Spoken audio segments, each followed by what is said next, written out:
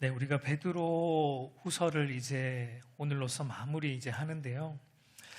여러분, 베드로는 당시 이제 교회 안에 들어온, 가만히 들어온 거짓 이 선생들의 왜곡된 가르침, 이것을 어떻게 우리가 분별해야 되고 또 그것으로부터 우리의 믿음을 어떻게 지켜야 하는지에 대해서 지금 베드로가 아주 자세하게 다루었습니다. 이제 오늘 이제 그 최종적인 결론으로 베드로가 이 한 절 속에 어쩌면 베드로 전체의 모든 내용을 지금 압축해서 결론적으로 요약하고 있다라고 볼 수 있어요. 우리 오늘 본문을 한번 다시 우리 보면은 오직 우리 주 곧 구주 예수 그리스도의 은혜와 그를 아는 지식에서 자라가라. 영광이 이제와 영원한 날까지 그에게 있을지어다라고 말합니다. 여러분, 우리의 믿음을, 우리의 신앙을 지키는 최고의 방법은 무엇일까요? 우리의 믿음을 지키는 최고의 방법은 무엇일까요? 오늘 베드로의 말을 보면 어떤 것이 우리의 믿음을 지키는 최고의 방법이라고 말합니까? 우리가 자라가는 거예요. 그러니까 바른 믿음, 바른 신앙 안에서 우리가 그리스도의 은혜와 그를 아는 지식 안에서 우리의 믿음과 신앙이 멈춰 있지 않고 자라가는 것이 우리의 믿음을 지키는 가장 좋은 방법이다라고 베드로는 결론을 짓고 있습니다. 근데 여러분, 여기서 우리가 먼저 생각해야 될 게, 그러면 우리가 자라간다라는 것은 먼저 우리 안에 뭐가 있어야 된다는 겁니까? 우리가 자라가려면 먼저 뭐가 있어야 돼요? 먼저 태어남이 있어야 돼요. 출생함, 영적 출생, 생명의 출생이 우리 안에 선행이 되어야 됩니다. 생명이 있는 자만 자랄 수 있는 것이죠. 생명이 없는 기계라든지 물체는 여러분 자라지 않습니다. 그러나 생명이 있는 자는 반드시 자라가게 되어 있어요. 왜냐하면 생명 안에는 성장하는 힘이 있기 때문이에요. 그래서 지금 사도 베드로가 예수 그리스도의 은혜와 그를 아는 지식에서 너희가 자라가라라고 마지막 권면을 하고 있는데, 우리가 이 권면을 통해서 먼저 우리 안에 던져야 될 질문은 이것입니다. 과연 그러면 나는 자라감에 대한 이 생명이 우리 안에 있는가? 내 안에 이 영적 출생이 있었는가? 내 안에 다시 태어나는 일이 있었는가? 이것을 우리 안에 먼저 물어보아야 됩니다. 여러분, 이것을 교리적으로 말하면 우리 안에 거듭남 혹은 중생함이 있어야 한다라는 얘기입니다. 다시 태어나는 것, 성령 하나님의 은혜를 통한 영적 출생, 거듭남을 통해 우리 안에 예수 그리스도의 생명이 심겨진 자만이 그리스도의 장성한 분량이 충만한 데까지 자라갈 수 있는 거예요. 여러분, 모든 인간은 죄로 인해서 우리가 영적으로 죽은 존재입니다. 우리 에베소서 2장 5절 말씀을 보면 허물과 죄로, 허물로 죽은 우리를 그리스도가 살리셨다. 그러니까 우리는 그러니까 허물로, 죄로 죽었던 자들이다. 그러니까 인간의 실상은 죄와 허물로 죽은 존재, 그러니까 죄와 허물로 인해 생명의 근원이신 하나님과 단절되어서 영적으로 죽은 존재였다는 겁니다. 여러분, 에스겔 선지자가 환상을 보았듯이 생명의 근원이신 하나님으로부터 단절된 인간의 실상이 뭐와 같다는 겁니까? 마른 뼈와 같은 거예요. 그러나 하나님이 마른 뼈들을 어떻게 하셨습니까? 그 마른 뼈들에게 생기를 불어넣으시고, 그래서 어떻게 여호와를 알게 하셨던 것과 같이 그 뼈들이 살아나고 서로 연락이 되고 여호와를 알게 되듯이 죄로 인해 죽은 우리 안에 생기인 성령 하나님을 보내어 주셔서 다시 살아나게 하시고 하나님을 알게 하여 주신 이 새 생명이 우리 안에 먼저 있어야 된다라는 것을 지금 전제하고 있습니다. 그러므로 여러분, 우리가 예수 그리스도의 은혜와 그를 아는 지식에서 자라가라는 사도 베드로의 권면을 볼 때 우리 안에 이 영적 거듭남이 있었는가를 먼저 우리는 다시 한번 점검해 봐야 돼요. 여러분, 우리가 영적으로 거듭났다는 것, 출생, 다시 태어났다는 것은 어떻게 알 수 있습니까? 눈에 보이는 것은 아닙니다, 이것이. 그러나 우리가 영적으로 다시금 태어났다는 것은 우리가 어떻게 알 수 있어요? 여러분, 영적으로 우리가 새롭게 태어나는 것은 우리가 조금 옛날보다 우리의 도덕성이 더 좋아진다거나 우리의 어떤 행동들이 더 개선되는 그 정도의 의미가 아닙니다. 여러분, 새롭게 태어나는 것, 거듭난다라는 것은 우리 안에 이 본성의 뿌리의 변화예요. 우리 안에 있는 이 가치관의 중심의 변화입니다. 그러니까 내가 주인 되어서, 내가 왕 되어서 내 소견에 오른 대로 살던 나 중심의 본성과 나 중심의 가치관에서 하나님을 주인 삼고 하나님을 왕 삼고, 그러니까 하나님만을 주인 삼고 살아가는 하나님 중심의 본성과 가치관으로 변화되는 것을 의미합니다. 그래서 그게 어떻게 드러납니까? 그래서 우리의 생각과 말과 행동의 중심에 누가 있어요? 항상 하나님이 계십니다. 그래서 우리가 무엇을 하든지 하나님을 의식합니다. 그래서 하나님의 뜻대로 하나님의 영광을 위해서 먹든지 마시든지 무엇을 하든지 하나님의 영광을 위해서 살아가고자 하는 삶의 모습이 나타나고 있는가? 그것이 나타나고 있는 자가 바로 우리 안에 그리스도의 생명을 가진 거듭난 신자라는 거예요. 여러분, 이처럼 거듭난 그리스도의 생명으로 새롭게 태어난 그리스도인은 이제 어떻게 되냐면 자라간다라는 겁니다. 여러분, 갓 태어난 생명이 갓난 아이를 거쳐서 어린아이가 되고 또 거쳐서 청소년이 되고 청년이 되고 장성한 어른으로 자라가듯이 우리의 영적 생명도 마찬가지입니다. 우리가 영적으로 새롭게 태어나면 우리의 신앙이 어린아이의 신앙에 머물러 있지 않습니다. 어린아이의 신앙에서 점점 자라서 장성한 어른의 신앙으로 자라가는 것이 마땅해요. 여러분, 우리가 자라지 않는다면 그것은 우리 안에 있는 생명이 문제가 있는 것입니다. 그래서 오늘 바울은 이렇게 권면하는데 우리 에베소서 4장 13절에서 14절 우리 한번 같이 읽어보겠습니다. 우리가 다 하나님의 아들을 믿는 것과 아는 일에 하나가 되어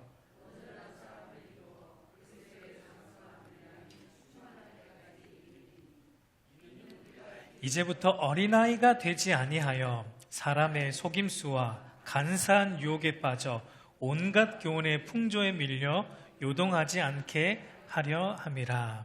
그러니까 그리스도의 생명으로 새롭게 태어난 그리스도인은 처음에는 어린아이의 신앙으로 출발을 하죠. 그러나 계속 어린아이의 신앙에 머물러 있지 않아요. 그렇게 되어서도 안 됩니다. 그리스도의 장성한 분량이 충만한 데까지 우리가 자라가야 마땅해요. 근데 그 이유가 무엇입니까? 바울은 왜 그렇게 되어야 된다고 말하고 있어요. 여러분, 어린아이의 신앙은 사람의 속임수와 간사한 유혹에 쉽게 빠져서 이리 흔들리고 저리 흔들릴 수 있기 때문에 오늘 우리 사도 베드로의 말에 의하면 어린아이의 신앙은 바로 17절에 우리 보면 나오지만 거짓 선생들의 미혹에 이끌려 굳센 데서 쉽게 떨어질 수 있기 때문이다라고 말합니다. 그러니까 그런 이유 때문에 우리가 반드시 자라가야 한다는 겁니다. 우리의 믿음과 신앙이 지속적으로 자라가는 것이 바로 우리의 믿음을, 신앙을 지키는 최고의 방어이기도 하고 최고의 공격이기도 하다라는 거예요. 여러분, 그러면은 우리가 그리스도의 장성한 분량이 충만한 데까지 어떻게 자라갈 수 있을까요? 어떻게 자라갈 수 있습니까? 여러분, 우리가 새롭게 태어나는 것은, 거듭나는 것은 우리 스스로 할 수 있는 것은 아무것도 없어요. 그것은 하나님의 전적인 은혜입니다. 그러나 여러분, 자라가는 것은 물론 이것도 하나님의 도우심이 있어야 되고 하나님의 은혜가 우리를 자라게 하세요. 하나님의 은혜가 주도하십니다. 그러나 우리가 자라는 것은 우리 편에서의 애씀과 노력도 동반되어야 한다라는 것을 성경은 우리에게 말하고 있습니다. 가만히 있어서 되는 건 아니에요. 그것에 대해 오늘 이제 사도 베드로가 두 가지를 우리에게 말해주는데, 첫 번째는 우리가 그리스도의 은혜를 날마다 사모하고 그리스도의 은혜 안에 날마다 거해야 한다라고 말해주고 있어요. 여러분, 그리스도의 장성한 분량이 충만한 데까지 우리가 성장하기 위해서는 그리스도의 은혜의 젖을 우리가 날마다 공급받아야 한다라는 것입니다. 그럼 우리가 공급받아야 되는 이 그리스도의 은혜의 젖, 이것은 무엇입니까?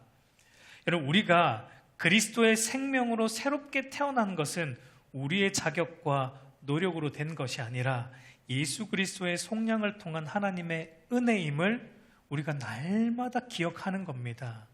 여러분, 이게 너무 당연한 거로 우리는 와닿지만 아닙니다. 이것을 우리는 날마다 기억하고 곱씹어야 되고 이것을 우리는 묵상해야 돼요. 에베소서 2장 8절을 보면 너희는 그 은혜에 의하여 믿음으로 말미암아 구원을 받았으니 이것은 너희에게서 난 것이 아니요 하나님의 선물이라. 내가 여러분 구원받을 만해서 받은 것이 아니라 아무런 자격이 없는 자에게 값없이 베풀어 주시는 하나님의 그 무한한 은혜로 말미암아 예수 그리스도를 믿어 하나님의 자녀가 되었다는 이 복음의 사실 앞에 우리는 날마다 머물러야 돼요. 이 은혜 안에서 우리는 자라가야 돼요. 이 은혜 안에 머무를 때 우리의 믿음을 지킬 수 있는 겁니다. 여러분, 그러면 다시 한번 우리가 예수 그리스도 안에서 이 안에 있는 하나님의 은혜 안에 날마다 거하고 자라기 위해서는 또 어떻게 해야 됩니까? 이 은혜 안에 날마다 거해야 되는데 이 은혜가 우리 안에 날마다 머물러 있게 하기 위해서 우리가 어떻게 해야 됩니까? 흔히 이것은 이제 신학적으로 은혜의 수단이라고 말해요. 들어보셨죠? 은혜의 수단, means of grace라고, 은혜가 우리 안에 오게 하는 수단들, 은혜가 우리 안에 머물러 있게 하는 수단들이 있습니다. 어떤 것들이 있을까요? 네, 말씀과 기도와 예배와 성도의 교제와 같은 이 신앙의 일들을 우리가 결코 여러분 소홀히 해서는 안 됩니다. 이 모든 일에 우리가 열심을 낼 때 이 은혜가 우리 안에 머물러 있게 돼요. 이것을 소홀히 해버리면 여러분 은혜가 여러분 머물러 있지 않습니다. 로마서 12장 11절 말씀 우리 한번 같이 읽어보겠습니다. 부지런하여 게으르지 말고 열심을 품고 주를 섬기라. 여러분, 바울도 이렇게 말합니다. 바울도 로마서 1장에서 11장까지 복음에 대해서 너희가 어떻게 하는 것이 거듭나는 것인가, 그러니까 복음을 믿는 것에 대해서 바울이 1장부터 11장까지 말했다면 12장부터는 그러면 거듭난 신자는 어떻게 살아야 되는가, 오늘 12장 바울이 말하는 것처럼 거듭난 신자는 이제 거듭난 상태로 가만히 있는 게 아니고 거듭났으면 생명이 있기 때문에 그 생명에 반응해서 자라가야 된다. 근데 자라가는 것은 또 어떻게 자라가는가? 부지런해야 되는 거예요. 게으르면 안 되는 거예요. 열심을 품고 주를 섬겨야 되는 겁니다. 여러분, 우리가 하나님의 말씀을 읽는 것, 듣는 것, 배우는 것 게을러서는 안 돼요. 열심을 내야 돼요. 하나님과 교제하는 기도의 시간을 가지는 것 게을르면 안 돼요. 열심을 내야 돼요. 그 외에 모든 이 예배, 공예배와 모든 교회 안에서 하는 신앙의 일들을 우리는 절대 소홀히 여겨서는 안 되고 열심을 품고 주를 섬길 때 여러분 하나님의 은혜가 저와 여러분 안에 머물러 있을 수 있는 것입니다. 여러분, 우리 주님께서 그 달란트 비유 말씀하실 때 이런 말씀을 하셨습니다. 우리 마태복음 25장 29절 우리 한번 같이 읽어볼까요? 무릇 있는 자는 받아 풍족하게 되고 없는 자는 있는 것까지 빼앗기리라. 여러분, 제가 새벽 예배 때도 한번 말씀드렸지만 흔히 우리가 이 달란트 비유를, 이 달란트를 우리의 재능으로 이해하는 경우가 많습니다. 근데 여러분, 그렇게 이해하면 큰일 나요. 재능으로 이해하면은 이게 심각한 신학적 오류가 나옵니다. 여러분, 만약 달란트를 우리가 재능으로 이해하면 어떻게 되냐면 우리가 천국 갈 수 있는 조건이 뭐라고 말하고 있는 거예요. 우리의 재능을 어떻게 쓰는가에 따라서 우리가 천국 갈 수도 있고, 우리가 재능을 제대로 못 쓰면 여러분 지옥 가는 겁니다. 왜냐하면 한 달란트 받은 사람은 자기 달란트 제대로 못 썼잖아요. 그걸 재능으로 해석하면 그 재능 못 썼기 때문에 어두운데, 바깥 어두운 데서 울며 이를 간다라고 말씀하셨는데 그게 지옥이거든요. 지옥에 대한 다른 표현이기 때문에 그 달란트를 우리의 재능으로 해석하면 여러분 그거는 잘못된 겁니다. 그 달란트의 비유에서 달란트가 뭐냐면 바로 주님께서 선포하고 계신 천국 복음, 하나님 나라의 복음이에요. 예수 그리스도가 전하고 있는 하나님 나라의 말씀입니다. 여러분, 한 달란트 받은 자든 두 달란트 받은 자든 5달란트 받은 자든 다 동일한 하나님의 복음을 들었습니다. 예수님을 통해 유대인이든 이방이든 세리든 다 동일한 천국 복음을 들은 거예요. 그런데 여러분, 2달란트 받은 자와 5달란트 받은 자는 어떻게 했습니까? 남겼죠. 2달란트 받은 자와 5달란트 받은 자는 그 천국 복음, 그리스도의 복음을 듣고 그들이 어떻게 했냐면 이 복음의 값짐을 깨달은 것입니다. 복음 안에 있는 하나님의 은혜를 알은 거예요. 그래서 그 은혜를 더 깊이 사모함으로 열심을 낸 겁니다. 열심을 내서 더 주를 알고자 했고, 더 열심을 내서 기도했고, 더 열심을 내서 주님 안에 거하고자 몸부림쳤어요. 그러니까 그 안에 있는 주어진 은혜가 어떻게 된 거예요? 배로 은혜가 풍성히 그 안에서 자라간 겁니다. 믿음이 자라간 것이고 은혜가 배가 된 것을 말하고 있습니다. 그러니까 배가 된 달란트는 그런 의미를 주고 있습니다. 그런데 여러분, 1달란트 받은 자는 어떻게 합니까? 천국 복음 들었습니다. 똑같은 복음을 들은 거예요. 똑같은 말씀을 들었습니다. 그런데 어떻게 합니까? 그는 그 말씀의 가치를 모릅니다. 그 천국 복음이 얼마나 값진 것인지, 그것이 나를 살리는 것인지 그는 깨닫지 못했습니다. 그래서 그것을 그저 땅에 묻어두고, 그것을 그저 땅에다 버려 던지고, 땅 속에 묻어두고 또다시 자기의 옛삶으로 계속 살아간 거예요. 잠시 은혜의 소식은 들었지만 그 은혜를 은혜로 여기지 않았기 때문에 있던 은혜도 어떻게? 도리어 빼앗기게 되는 일이 그에게는 일어난 거예요. 그러니까 여러분, 그런 배경 속에서 주님께서 이 말씀을 하고 있는 겁니다. 무릇 있는 자는 받아 풍족하게 되고 없는 자는 그 있는 것까지 빼앗긴다라는 말씀이 그런 배경 속에서 나옵니다. 그러니까 그리스도의 복음의 값짐과 복음 안에 있는 하나님의 구원의 은혜를 아는 자는 그 복음의 구원의 은혜가 날로 더해져 가고 그 은혜 안에서 믿음과 신앙이 자라는 일이 있지만 그것을 값짐을, 복음의 값짐을 모르고 복음 안에 있는 하나님의 그 구원의 은혜를 가벼이 여기고 소홀히 여기고 열심히 내지 않으면 여러분, 그 은혜가 사라집니다. 없는 자는 있는 것까지 빼앗겨요. 자라감이 없다는 거예요. 여러분, 하나님께서 어떤 자에게 더 큰 은혜를 주십니까? 물론 우리는 은혜 받을 자격이 없는 자들이에요. 우리가 무엇을 받았다면 그것은 전적인 하나님의 은혜입니다. 사실 우리의 열심도 조건은 안 돼요. 그럼에도 하나님은 어떤 자에게 은혜를 더하여 주십니까? 사모하는 자에게, 열심을 내는 자에게, 사슴이 시냇물을 찾기에 갈급함같이 갈급함이 있는 심령 안에 여러분, 하나님께서 은혜를 더하여 주신다는 거예요.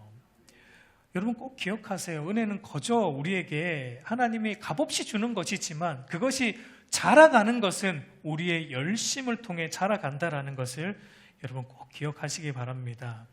그래서 여러분, 오늘날 교회 안에 보면 어떤 그리스도인들은 이 하나님의 구원의 은혜에 대해 늘 변함없이 감격하는 신앙생활을 하는 자들이 있어요.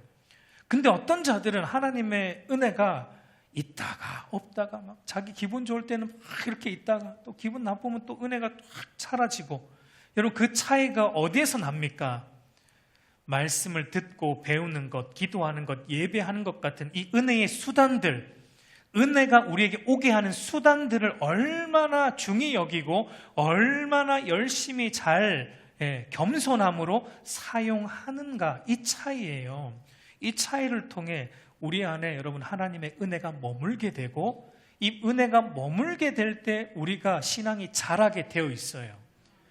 우리 안에 은혜가 풍성해야 우리가 자랍니다. 공급받아야 돼요. 은혜를 공급받아야 돼요. 날마다. 두 번째는 오늘 베드로가 말하는 우리가 자라기 위해서 우리가 두 번째로 어떻게 무엇을 힘써야 되는가? 두 번째는 바로 그리스도를 아는 지식에 열심을 내야 된다라고 말합니다. 그리스도를 아는 지식 안에서 너희가 자라가야 된다라고 말하고 있어요. 여러분, 여기서 안다라는 것은 단순히 우리가 지식적으로 아는 알미 아니고 어떤 알미입니까? 예수님과 인격적인 사귐을 통해 오는 관계적인 알미예요. 마치 부부가 서로 한 몸을 이루어서 서로 몸을 부대끼며 오랜 기간 살아옴을 통해 알게 되는 관계적 암. 여러분, 제가 저희 아내를 아는 것과 여러분들이 아는 것은 차이가 있겠죠. 아무래도 제가 더 많이 알겠죠. 예. 이런 관계를 통해 오는 아주 끈끈한 암, 친밀한 암을 말하고 있는 거예요. 그러니까 우리가 예수님을 그렇게 알아야 된다는 겁니다. 예수님이 누구인지, 예수 그리스도가 우리의 구원을 위해 어떤 일을 행하셨는지, 그리고 지금은 우리의 구원을 위해 어떤 일을 또 진행하고 계신지, 그리고 우리의 구원을 완성하시기 위해 장차 어떤 일을 행할 것인지, 이 그리스도에 대한 모든 것에 대해 단순히 지식적으로 아는 게 아니라 예수님의 생명을 받은 자로서 예수님과 인격적으로 아는 이 친밀한 사귐과 교통을 통해 오는 이 알미 우리 안에 있을 때 우리가 자라가게 된다라고 말합니다. 여러분, 특별히 베드로는 예수님에 대해, 우리가 모든 걸 예수님에 대해 알아야 되지만 특별히 베드로는 오늘 본문에서 두 가지를 강조하는데, 하나는 예수님이 우리의 구주시다라는 사실, 우리 구주시다, 구주라는 말, 예수님은 우리의 구원자라는 사실, 예수님께서 나의 죄와 죄의 삭신 사망 권세에서 건져 생명을 주신 구원자이심을 우리가 깊이 인격적으로 알고 그분 안에 머물 때 우리가 성장할 수 있다라고 말합니다. 그리고 다른 하나는 예수님은 우리의 주시다, 우리의 주님이시다, 우리의 주인이시다, 우리의 주권자이시다라는 사실을 우리가 머리로만이 아니라 인격적으로 알 때 우리가 자랍니다. 예수님께서 나의 인생의 주인이라는 사실, 그래서 내가 주인이기 때문에 내 인생을 주님께 전폭적으로 맡길 수 있습니다. 예수님은 나의 주님이시기 때문에 매 순간 그분을 의지하며 살아갈 수 있어요. 그럴 때 우리는 자라갈 수 있는 거예요. 여러분, 이스라엘 백성들이 하나님을 믿는 백성인데, 언약 백성인데, 그럼에도 불구하고 왜 그 백성이 멸망당했습니까? 호세아는 이렇게 그들의 멸망의 이유를 이렇게 말하고 있습니다. 우리가 호세아 4장 6절 한번 같이 읽겠습니다. 내 백성이 지식이 없음으로 망하는도다. 내가 지식을 버렸으니 나도 너를 버려 내 제사장이 되지 못하게 할 것이요, 내가 내 하나님의 율법을 잊었으니 나도 내 자녀를 잊어버리리라 라고 말합니다. 여러분, 이스라엘 백성, 하나님의 백성이라고 불렸던 이스라엘 백성이 망하는 이유가 무엇입니까? 지식이 없어서 망한 거예요. 무엇을 아는 지식이 없어서요? 하나님을 아는 지식, 그러니까 하나님을 참되게 믿지 않았다는 겁니다. 하나님을 참되게 알지 못했어요. 어떻게 알았습니까? 내가 믿고 싶은 대로 믿었고, 그냥 내가 알고 싶은 대로 알았기 때문에 이들이 망했다라고 말하고 있어요. 그래서 여러분, 호세아서를 보면 호세아 선지자가 탄식하면서 이들에게 호소하는 게 무엇입니까? 호세아 6장 3절을 보면 우리 한번 같이 읽어볼까요? 그러므로 우리가 여호와를 알자, 힘써 여호와를 알자. 그러니까 너희가 망한 이유가 여호와를 참되게 알지 못해서이다. 그러니까 돌이켜야 된다. 여호와를 알아야 된다. 힘써 알아야 된다. 그분을 인격적으로 힘써 알아야지 그분 안에서 우리가 자랄 수 있고 다시 회복함을 얻을 수 있다라고 호세아 선지자가 토로합니다.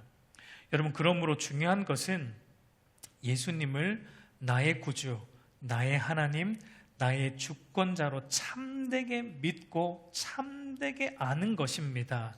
여러분, 예수님이 나의 구주 되심과 주 되심을 참되게 안다라는 것은 전인격적으로 내가 그분의 구주 되심과 주 되심 앞에 복종하는 것입니다. 복종함이 없으면 우리는 주님을 알지 못하고 있는 거예요. 그러니까 우리의 전인격이 그분의 주님 앞에, 구주 되심 앞에 온전히 복종되는 게 우리가 참되게 그를 아는 거예요. 우리가 교회 안에서만 잠깐 주님을 믿는 것 같은 모습을 보이는 것은 안 돼요. 우리가 교회 안에서만이 아니라 우리의 가정에서도, 직장에서도, 우리의 사회에서도 모든 삶의 영역에서 우리는 그리스도의 주되심 앞에서 우리는 그분의 종으로서 그분의 말씀 앞에 전폭적으로 순종하는 삶을 살아가는 것, 그것이 바로 인격적으로 아는 거예요. 인격적으로 알고 있는 것은 그렇게 드러나는 것입니다. 여러분, 그러면 우리가 그리스도의 은혜와 그를 아는 지식에서 이렇게 바르게 자라고 있는 것을 어떻게 알 수 있는가? 무엇으로 증명이 되는가? 우리 18절 말미를 보면 이렇게 이제 베드로가 말하는데, 우리 말미를 보면 영광이 이제와 영원한 날까지 그에게 있을지어다라고 말합니다. 그 사람이 여러분 존재하고 살아가고 자라가는 목적이 자기의 부와 명예와 자신의 유익이 아니라 하나님의 영광이 되어 있을 때 그 사람이 바르게 자라가고 있다고 성경은 우리에게 말해주고 있어요. 여러분, 사도 바울도 이렇게 말했습니다. 고린도전서 10장 우리 31절 한번 같이 보겠습니다. 그런즉 너희가 먹든지 마시든지 무엇을 하든지 다 하나님의 영광을 위하여 하라. 여러분, 그리스도 안에 있는 하나님의 은혜와 그를 아는 지식에서 우리가 바르게 내가 자라고 있는가? 그것은 무엇으로 증명이 되냐면, 우리 웨스트민스터 소요리 문답 1문에서 말하는 것처럼 우리 인간의 제일된 목적은 하나님을 영화롭게 하고 그를 영원토록 즐거워하는 것임을, 우리가 무엇을 하든지 이 하나님의 영광을 드러내는 삶으로 살아가고자 하고 있는 것을 통해 우리가 바르게 자라고 있구나라는 것이 증명이 된다라는 겁니다. 여러분, 하나님의 영광이 어떻게 드러납니까? 우리를 통해 하나님의 영광이 어떻게 드러나요? 우리를 통해 하나님의 영광이 어떻게 드러납니까? 우리가 예수 그리스도를 믿음으로 거듭나 신적 성품에 참여하고 그 신적 성품에서 점점 자라가는 것을 통해 하나님의 영광이 드러나는 거예요. 그러니까 여러분, 자라감의 목적이 명확해야 돼요. 내가 그리스도인으로서 왜 자라가려고 하는가? 내가 점점점 거룩해지고 있는 것이 왜 거룩해지려고 하는가? 그 목적이 무엇이냐는 겁니다. 그러니까 내가 거룩해지는 것 자체도 목적은 아니에요. 내가 점점 더 거룩해지고자 하는 이유와 동기가 내가 더 나은 사람이 되고자 하는 것도 아닙니다. 나의 거룩해짐을 통해 하나님의 영광이 드러나기 때문이에요. 내가 왜 죄를 더 멀리 하고자 하는가? 내가 왜 헛된 것들에 내 시간을 낭비하지 않고자 하는가? 그것이 나에게 물론 유익하죠. 그러나 유익하기 때문이 아니라 그것이 하나님의 영광을 가리지 않는 삶이기 때문에, 그러니까 나의 모든 삶의 이유가 하나님의 영광이 되는 것이 내가 그리스도인으로서 바르게 자라가고 있다라는 것의 확실한 증거라는 것입니다. 여러분, 어린아이를 보세요. 어린아이는 어떻습니까? 특징이, 어린아이는 온 우주의 중심에 누가 있습니까? 자기만 있어요. 자기만 알아요. 이쁘긴 한데요, 자기만 알아요. 어린아이들의 특징이 오직 자기 자신에게만 관심이 있습니다. 근데 여러분, 어른이 된다는 것은 어떤 의미입니까? 그러니까 살아보니까 어른이 되어가는 건 어떤 거예요? 나만 있는 게 아니구나. 옆에 다른 사람들도 있구나. 사회가 관계적인 사회이구나. 다른 사람들도 배려하며 살아야 되는구나 라는 걸 어른이 되어가면서 자라면서 깨닫는 거예요. 근데 어린아이는요, 자기만 봅니다. 오로지 자기만 보여요. 여러분, 신앙도 마찬가지입니다. 우리가 예수님을 믿고 처음 회심하는 순간을 우리가 한번 생각해 보세요. 우리의 모습을 우리가 처음 거듭났을 때를 한번 생각해 보세요. 그때 여러분, 우리 눈에도 뭐만 보였냐면 나만 보였어요. 하나님께서 온 우주의 중심에 나만 사랑하는 줄 알았어요. 하나님이 나만 사랑하시는구나. 그러니까 하나님이 나만 아주 그냥 전폭적으로 나를 위해서 일하고 계시구나, 이렇게만 보였어요. 다른 거 안 보였습니다. 나의 구원만 보였어요. 물론 그런 시절은 우리가 있어요. 근데 그게 계속되면 안 돼요, 여러분. 그 계속되면 안 돼요. 그 어린아이의 신앙일 때만 허용이 되는 겁니다. 근데 여러분, 신앙이 자라면 자랄수록 어떻게 됩니까? 나의 구원보다 그리스도 안에서 온 우주 만물을 회복하시는 하나님의 크신 행사가 보이기 시작해요. 나의 구원보다 만물을 회복하시는 하나님의 그 위대하신 일하심이 이제 우리 눈에 들어오기 시작합니다. 그리고 그 하나님의 일하심을 통해 드러나고 있는 하나님의 거룩과 하나님의 영광이 보이기 시작합니다. 여러분, 그것이 보입니까? 그게 보일 때 여러분, 우리 신앙이 자라가고 있다라는 거예요. 그게 안 보인다면 아직은 여러분, 우리가 조금 덜 자라고 있는 거예요. 우리가 모든 것을 통해 하나님의 영광으로 기결이 될 때 우리가 바르게 자라고 있다는 거예요. 여러분, 어린아이 신앙일 때는 모든 것이 나 중심으로 편성이 됩니다. 모든 시간표가 내 중심이에요. 우리의 삶의 동선이 다 나 중심이에요. 그러나 그리스도의 장성한 분량이 충만한 데까지 자라가면 갈수록 이제 모든 것의 동선이 하나님 중심으로 편성이 재편성됩니다. 모든 것이 하나님의 영광을 위해 재편성됩니다. 하나님의 영광을 위해 모든 나의 삶이 돌아갑니다. 이것이 바로 바르게 우리가 성장하고 있다라는 확실한 증거라는 것입니다. 여러분, 이런 분들이 있어요. 교회 안에 이런 분들, 이런 말 하시는 분들 가끔씩 봅니다. 예전에는 제가 참 열심히 했습니다. 예전에 공예배 참 잘 드렸고요. 예전에 교회 헌신도 참 많이 했고요. 예전에 참 왕년에 열심히 했습니다. 이걸 강조하면서 지금 자라가지 않고 있는 것에 대해서 그나마 위안을 받으려고 하시는 분들이 교회 안에 간혹가다 있죠. 여러분, 죄송하지만 왕년에 열심히 했는 거 하나 안 중요합니다. 죄송하지만 하나 안 중요합니다. 여러분, 신앙생활은 지금과 앞으로가 중요해요. 여러분, 신앙생활은요, 지금 그리고 주님 오시는 그때, 사실은 최종적인 그때죠. 주님 오시는 그때 내 믿음이 어떻게 드러나는가, 여러분, 그게 중요한 거예요. 최종 계급장이 중요한 겁니다, 여러분. 지금 왕년에 여러분들이 무슨 큰일을 했든지 그거 중요하지 않습니다. 물론 여러분, 자라가는 것의 속도는 성도들마다 다를 수 있어요. 여러분, 어린아이들도 보면 어떤 아이들은 또래에 비해서 빨리 좀 자라는 아이들이 있고 어떤 아이는 또래에 비해서 조금 늦게 자라는 아이들이 있듯이 이 영적인 성장도 마찬가지입니다.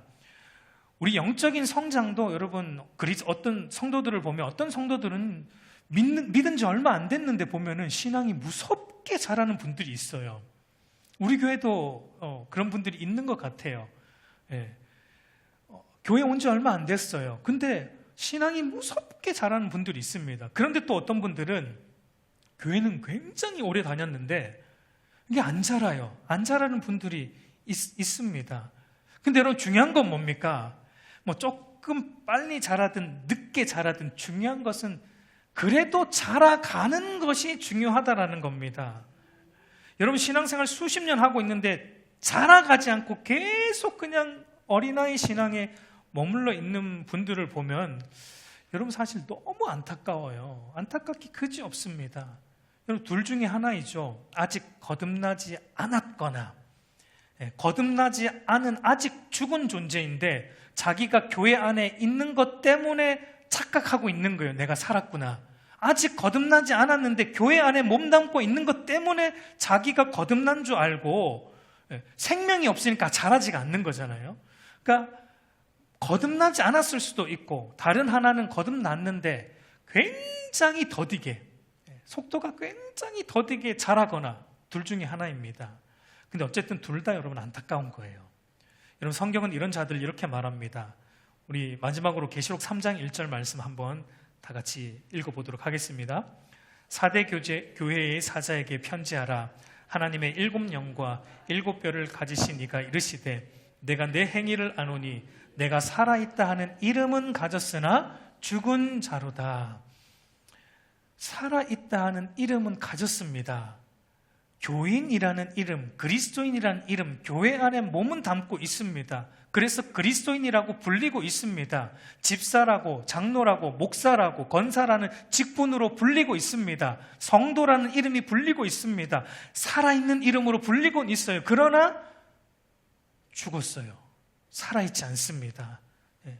그러니까 여러분, 교회 안에 있다라는 게 안전한 게 아니에요. 목사라고 안전한 게 아니에요. 장로라고, 권사라고, 집사라는 직분을 가지고 있다고 우리 신앙이 결코 안전한 것이 아니라는 겁니다.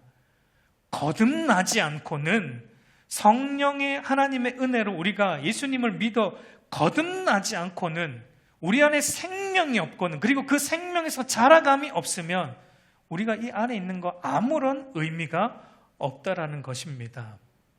여러분, 그리고 우리의 육의 몸이 성장할 때도 흔히들 우리 청소년들이 막 자랄 때 뭐가 있습니까? 성장통이 있잖아요. 성장통이 반드시 겪게 되잖아요. 여러분, 영적인 성장 과정에서도 성장통은 반드시 있어요. 여러분, 우리가 영적으로 자라갈 때 반드시 시험이 옵니다. 유혹이 옵니다. 넘어짐이 있을 수 있어요. 다른 사람들과의 관계에서 여러분 깨어짐을 경험할 수 있습니다. 이런저런 이유로 신앙의 이 영적 성장통을 반드시 우리는 겪게 돼요. 이런 거 안 겪는 사람 없어요. 반드시 겪게 됩니다. 그러나 여러분, 성장통이 있다는 건 무슨 증거입니까? 자라가고 있다는 증거예요. 여러분, 성장통이 있는 건 자라가고 있다는 증거입니다. 그러니까 여러분, 우리가 영적 성장에서도 성장통이 있을 때 여러분, 그때 견뎌내야 됩니다. 인내함으로, 그리스도의 은혜와 하나님을 아는 지식 안에서 인내함으로 견뎌내며 지속적으로 자라가기를 힘써야 하는 것입니다. 성장통 때문에 아프다고 포기하면 안 돼요. 근데 여러분, 교회 안에 그런 분들 너무나 많죠. 신앙 성장 과정에서 사람에게 시험 들었든, 교회에게 시험 들었든, 특히 목사에게 시험 들어서, 여러분, 신앙 그 성장통 때문에 신앙 자체를 포기하고 떠나간 사람들이 얼마나 많습니까? 여러분, 그렇게 되어서는 안 돼요. 여러분, 우리가 간혹 길을 가다가 보면 건축회사가 부도 나가지고 아파트를 건축하는데 부도가 나서 중간에 공사가 중단되어서 있는 건물들을 간혹 가다 우리가 보게 되잖아요. 여러분, 그거 보면 어떻습니까? 미관상 보기 좋습니까? 굉장히 안 좋죠. 그리고 시간이 지나면 지날수록 그 공사 현장이 어떻게 돼요? 더 흉측하게 변합니다. 저녁이 되면 그 안에는 어쩌면 거리에 불량배들이 모여드는 장소가 되고, 그 안에서 온갖 악한 일들이 벌어지는 흉측한 곳으로 변해가는 것을 우리는 보게 돼요. 우리의 신앙도 여러분 마찬가지라는 것을 기억해야 됩니다.